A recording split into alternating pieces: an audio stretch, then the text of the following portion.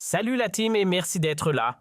Aujourd'hui, on entre dans le vif d'un sujet brûlant, peut-être même l'un des plus déterminants de notre époque, un séisme diplomatique qui risque de redessiner la carte du pouvoir mondial.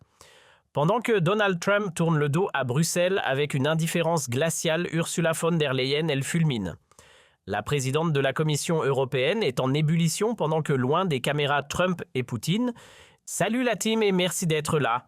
Aujourd'hui, on entre dans le vif d'un sujet brûlant, peut-être même l'un des plus déterminants de notre époque, un séisme diplomatique qui risque de redessiner la carte du pouvoir mondial. Pendant que Donald Trump tourne le dos à Bruxelles avec une indifférence glaciale, Ursula von der Leyen, elle fulmine. La présidente de la Commission européenne est en ébullition pendant que, loin des caméras Trump et Poutine, discutent à huis clos du sort de l'Ukraine. Alors que mijote-t-on derrière les rideaux ? Pourquoi les couloirs de Bruxelles vibrent-ils de tension? Et surtout, quelles seront les répercussions pour Kiev, l'Alliance Atlantique et l'équilibre planétaire? Préparez-vous, ce que vous allez entendre va vous clouer sur place. Infos exclusives, décryptage musclé et une prédiction finale qui va vous couper le souffle. Restez bien accrochés, ça commence maintenant. La semaine dernière, une rencontre historique a secoué la politique mondiale. Donald Trump et Vladimir Poutine se sont retrouvés en Alaska pour discuter de la crise ukrainienne. Pendant 3 heures, les deux leaders ont négocié sans intermédiaire.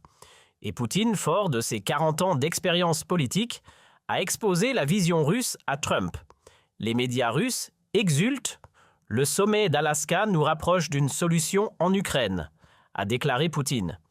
Il a souligné que les discussions étaient ouvertes, substantielles et orientées vers des solutions. Poutine a expliqué à Trump les causes de la crise ukrainienne depuis le coup d'État de 2014 orchestré par les services secrets occidentaux, jusqu'à l'élargissement de l'OTAN où la Russie s'est sentie trahie. Et là, accrochez-vous, car voici le choc. Poutine a posé des exigences territoriales claires. L'Ukraine doit se retirer complètement de la région de Donetsk, tandis que la Russie conserverait les parties contrôlées de Zaporijia et Kherson. Pas de cessez-le-feu, mais une fin immédiate de la guerre, c'est le deal de Poutine. Mais pendant que Trump et Poutine mettent carte sur table, l'Union européenne bout de colère. Ursula von der Leyen est tout sauf ravie de cette rencontre. Lors d'une conférence de presse, elle a tonné que les décisions concernant le territoire ukrainien appartiennent à l'Ukraine. Les frontières internationales ne peuvent pas être modifiées par la force. Nous continuerons à soutenir l'Ukraine, a-t-elle déclaré. Elle a parlé d'une paix juste. Mais qu'est-ce que ça veut dire juste? L'administration Trump se demande, est-ce une menace déguisée? Von der Leyen est-elle en train de dire « Non, nous ne voulons pas arrêter la guerre ». La Russie est une puissance mondiale et si l'Union européenne s'obstine à exiger une paix juste, le conflit durera encore 10 ans sans rien changer. Von der Leyen va encore plus loin. Dans un discours devant des cadets danois à Copenhague, elle a été limpide, si l'Europe veut éviter la guerre, elle doit se préparer à la guerre.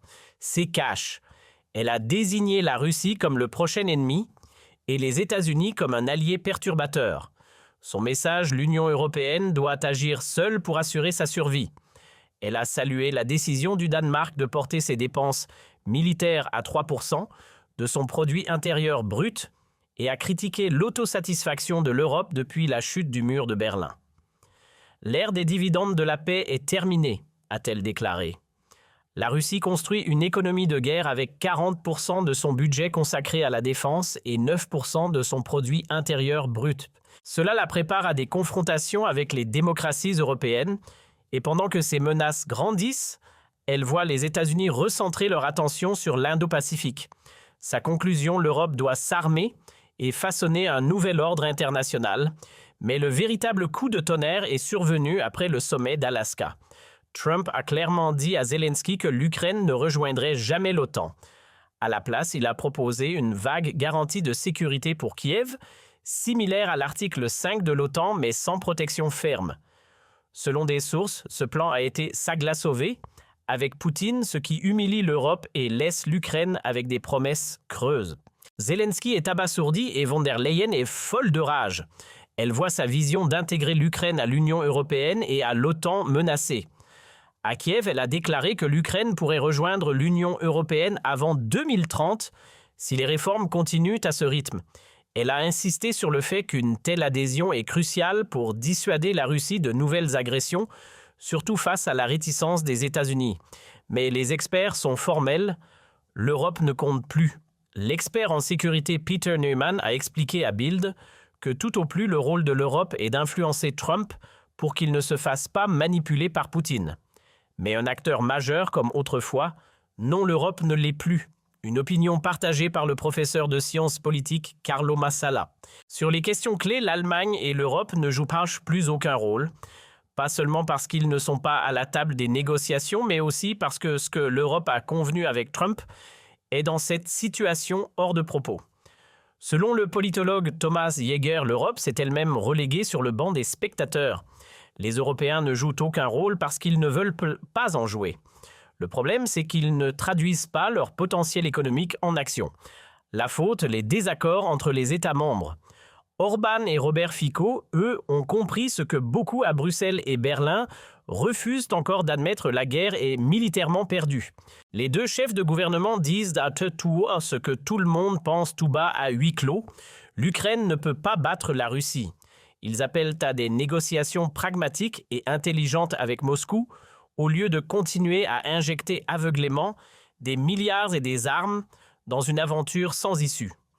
Orban martèle depuis des mois qu'une guerre sans fin ne fait qu'affaiblir l'Europe et que ce sont les États-Unis qui, en fin de compte, dicteront la direction.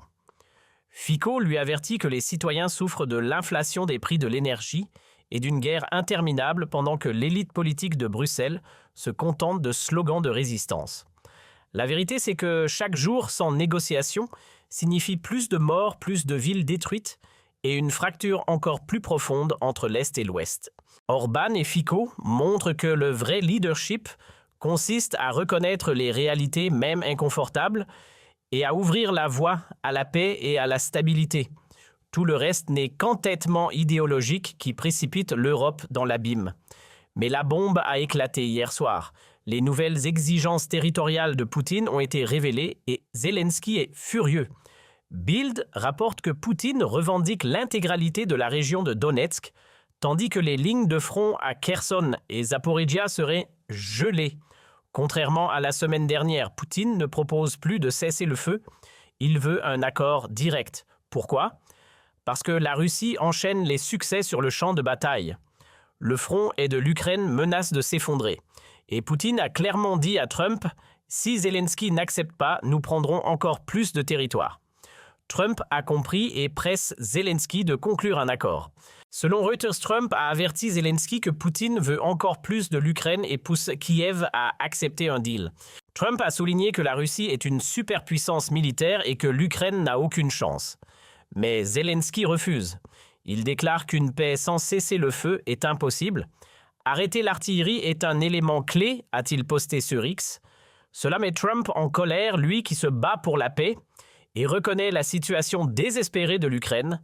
Maintenant, la situation s'envenime. Lundi, Zelensky se rend à Washington pour rencontrer Trump, mais il a déjà annoncé qu'il n'acceptera pas cet accord. Et là, ça devient explosif. Trump a déjà expulsé Zelensky de la Maison-Blanche par le passé pour son intransigeance. Cette fois, des dirigeants européens comme von der Leyen l'accompagnent pour le protéger. Axios rapporte que l'appel entre Trump et Zelensky n'a pas été simple. L'Union européenne veut éviter que Zelensky ne capitule. Et maintenant, ma prédiction lundi, ça va exploser à la Maison-Blanche. Trump va dire à Zelensky que sans accord, l'Ukraine sera militairement détruite. Une députée ukrainienne a évoqué 3 scénarios. Premier scénario, Zelensky signe et convoque des élections. Deuxième scénario, il refuse et le Parlement prend le relais. Troisième scénario, un coup d'État militaire mène à un gouvernement de transition qui signe l'accord. Je pense que soutenu par les dirigeants européens, Zelensky bloquera l'accord, ce qui mènera au scénario